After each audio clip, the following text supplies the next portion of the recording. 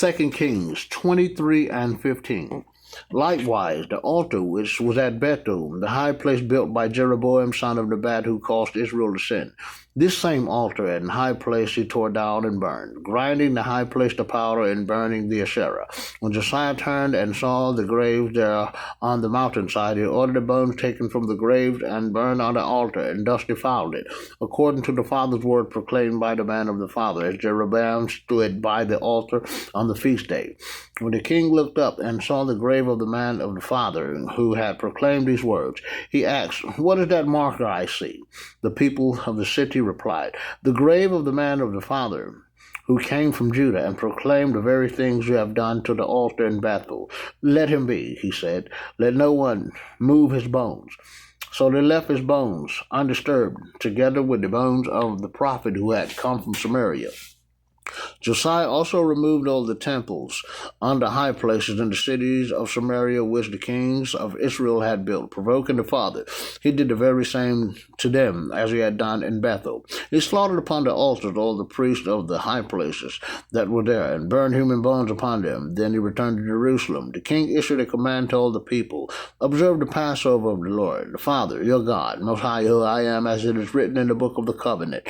No Passover such as this had been observed during the period when the judges ruled Israel, or during the entire period of the kings of Israel and the kings of Judah, until the 18th year of Josiah, when the Passover of the Father was kept in Jerusalem. Further, Josiah purged the consultation of ghosts and spirits with the household gods, idols, and all the other horrors to be seen in the land of Judah and in Jerusalem, so that he might carry out the words of the law that are written in the book of Hilkiah the priest had found in the house of the Father. Before him that had been no king who turned to the Father as he did, with his whole heart, his whole being, and his whole strength, in accord with the entire law of Musa, nor did any king like himself arise after him.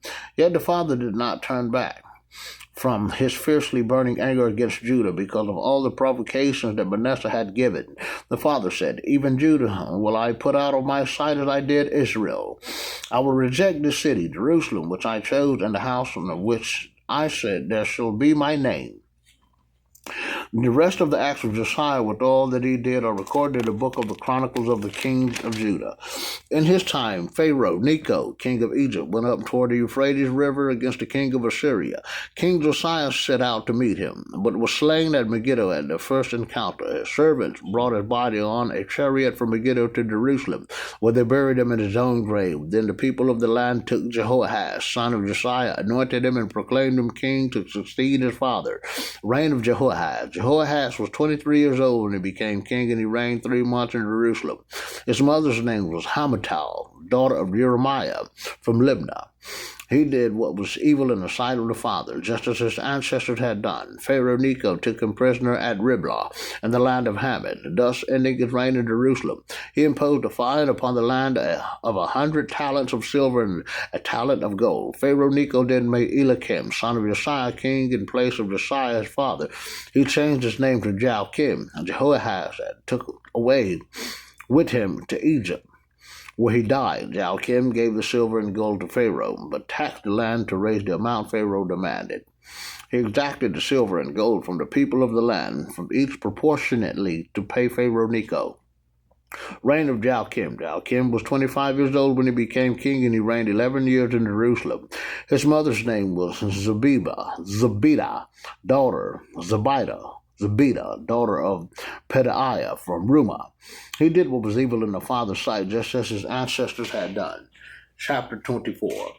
During Joachim's reign, Nebuchadnezzar, king of Babylon, attacked, and Joachim became his vassal for 3 years. Then Joachim turned and rebelled against him. The Father loosed him bands of the Chaldeans, Arameans, Moabites, and Ammonites. He unleashed them against Judah to destroy him, according to the Father's words spoken through his servant the prophets. This befell Judah because the Father had stated that he would put them out of his sight for the sins of Manasseh had committed and all he had did, and especially because of the innocent blood he shed. He filled Jerusalem with innocent blood, and the Father would not forgive. The rest of the acts of Joachim, with all he did, are recorded in the book of the Chronicles of the Kings of Judah. Joachim rested with his ancestors, and his son Joachim Jalchin succeeded him as king. The king of Egypt did not again leave his own land, for the king of Babylon had taken all that belonged to the king of Egypt, from the Wadi of the Egypt to the Euphrates River. Reign of Jalchin. Jalchin was 18 years old when he became king, and he reigned 3 months in Jerusalem. His mother's name was Nehushta, daughter of Elnathan from Jerusalem. He did what was evil in the father's sight, just as his father had done.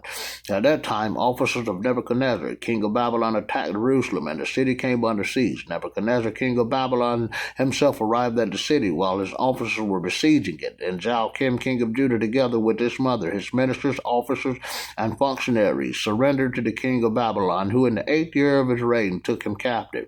He carried off all the treasures of the house of the father and the treasures of the king's house, and broke up all the gold utensils that Solomon, king of Israel, had provided in the house of the father, as the father had decreed. He deported all Jerusalem, all the officers and warriors of the army, 10,000 in number, and all the artisans and smiths. Only the lowliest of the people of the land were left. He deported Joachim to Babylon, and the king's mother, his wives, and his functionaries, and the chiefs of the land he led captive from Jerusalem to Babylon, all 7,000 soldiers of the army, and 1,000 artisans and smiths, all of them trained warriors. Those two the king of Babylon brought captive to Babylon. In place of Joachim, the king of Babylon made Mattaniah, Joachim's uncle, king. He changed his name to Zedekiah. Reign of Zedekiah. Zedekiah was 21 years old when he became king, and he reigned 11 years in Jerusalem. His mother's name was Hamutal, daughter of Jeremiah, from Libnah. He did what was evil in the sight of the father, just as Joachim had done. This befell Jerusalem and Judah, because the father was so angry that he cast them out of his sight. Zedekiah rebelled against the king of Babylon. Chapter 25. In the 10th month of the 9th year of Zedekiah's reign, on the 10th day of the month, Nebuchadnezzar, king of Babylon, and his whole army advanced against Jerusalem and camped around it and built siege walls on every side. The siege of the city continued until the 11th year of Zedekiah, on the 9th day of the month, when the famine had gripped the city and the people of the land had no more food. The city walls were breached. That night all the soldiers came to the gate between the two walls near the king's garden. The Chaldeans had the city surrounded, while the king went toward the Arabah. But the Chaldean army pursued the king and overtook him in the desert near Jericho, abandoned by his whole army. The king was therefore arrested and brought to Riblah, to the king of Babylon, who pronounced sentence on him.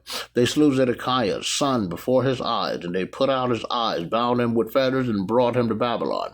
On the 7th day of the 5th month, this was in the 19th year of Nebuchadnezzar, king of Babylon, Nebuzaradan, captain of the bodyguard, came to Jerusalem as the agent of the king of Babylon. He burned the house of the father, the house of the king, and all the houses of Jerusalem, every noble house. He destroyed them by fire. The Chaldean troops who were with the captain of the guard tore down the walls that surrounded Jerusalem, and Nebuzaradan, captain of the guard, led into exile the last of the army remaining in the city, and those who had deserted to the king of Babylon, and the last of the commoners. For some of the country's poor, the captain of the guard left behind as vine dressers and farmers. The bronze column that belonged to the house of the father, and the stands and the bronze sea in the house of the father, the Chaldeans broke into pieces. They carried away the bronze Babylon. They took also the pots, the shovels, the snuffers, the cups, and all the bronze articles used for service. The fire pans and the bowls that were solid gold or silver, the captain of the guard also carried off. The 2 columns of the 1 bronze seat, and the stands which Solomon had made for the house of the father. The weight in bronze of all these articles was never calculated. Each of the columns were 18 cubits high, a bronze capital 3 cubits high surmounted each column, and a netting with pomegranates encircled the capital, all of bronze, and they were duplicated. On the other column, on the netting, the captain of the guard also took Seraiah, the chief priest, Zephaniah, an assistant priest, and the 3 doorkeepers from the city, and took 1 officer who was a commander of the soldiers, 5 courtiers in the personal service of the king, who was still in the city, the scribe in charge of the army who mustered the people of the land, and 60 of the people of the land still remaining in the city. The captain of the guard, Nebuzaradan, arrested these and brought them to the king of Babylon at Riblah, and the king of Babylon struck them down and put them to death in Riblah in the land of Hamath. And thus Judah went into exile from their native soil. Governorship of Gedaliah. As for the people whom had allowed to remain in the land of Judah, Nebuchadnezzar, king of Babylon, appointed Gedaliah, son of Ahikam, son of Shaphan, over them. Hearing that the king of Babylon had appointed Gedaliah over them, all the army commanders and the troops came into Mizpah. Ishmael, son of Nethaniah, Johanan, son of Kiriah, Seraiah, son of Humit, and Netophathite, and Jezaniah, son of Machathite, each with his troops. Gedaliah gave the commanders and their troops his oath. He said to them, "Do not be afraid of the Chaldean officials,